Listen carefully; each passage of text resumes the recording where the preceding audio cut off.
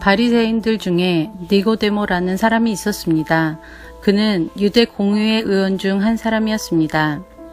어느 날 밤 니고데모가 예수님을 찾아왔습니다. 그는 선생님, 우리는 당신이 하나님께로부터 오신 선생님이라는 것을 압니다. 하나님께서 함께 하시지 않는다면 아무도 선생님께서 하셨던 일들을 행할 수 없습니다. 라고 말했습니다. 예수님께서 대답하셨습니다. 내가 너에게 진리를 말한다. 누구든지 다시 태어나지 않으면 하나님의 나라를 볼 수 없다. 니고데모가 예수님께 물었습니다. 사람이 이미 나이가 많아 어른이 되었는데 어떻게 다시 태어날 수 있겠습니까? 어머니의 태 안에 다시 들어가 2번씩이나 태어날 수 있겠습니까? 예수님께서는 이렇게 대답하셨습니다. 내가 너에게 진리를 말한다. 누구든지 물과 성령으로 태어나지 않는다면 그 사람은 하나님 나라에 들어갈 수 없다. 사람이 육체적으로는 그의 부모로부터 태어나지만 영적으로는 성령으로부터 태어난다. 내가 너에게 다시 태어나야 한다라고 말한 것에 너무 놀라지 마라. 바람은 제 맘대로 부는 법이다. 너는 바람 부는 소리는 듣지만 그 바람이 어디서부터 와서 어디로 가는지는 알지 못한다. 성령으로 다시 태어나는 모든 사람도 이와 같다. 니고데모는 이런 일이 어떻게 가능할 수 있습니까? 라고 물었습니다. 예수님께서 대답하셨습니다. 너는 이스라엘의 선생인데도 이 일들을 이해하지 못하느냐? 내가 너에게 진리를 말한다. 우리는 우리가 아는 것을 말하고 우리가 본 것을 증언한다. 그러나 너희는 우리가 증언한 것을 받아들이지 않고 있다.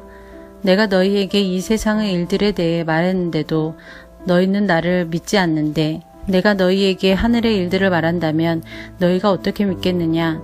하늘에서 내려온 사람 곧 인자 외에는 하늘에 올라간 사람이 아무도 없다.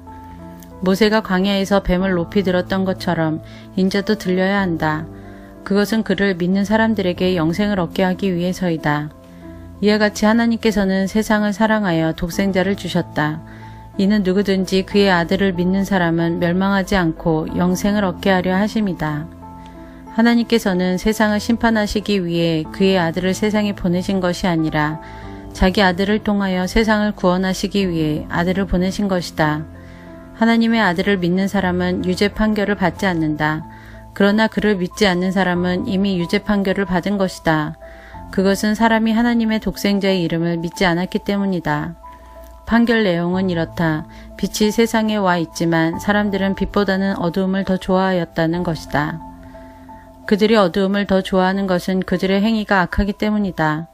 악을 행하는 사람마다 빛을 미워하며 또한 빛으로 말미암아 자기의 행위가 폭로되는 것이 두려워 빛을 향해 나오지 않는다.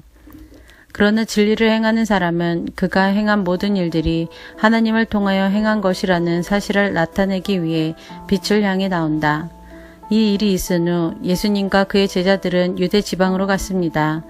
예수님께서는 거기서 그의 제자들과 함께 머무르시면서 사람들에게 세례를 주셨습니다. 세례자 요한도 살렘 근처에 있는 에논에서 세례를 주었습니다. 이는 그곳에 물이 많고 사람들도 계속해서 자기에게 나아왔기 때문입니다.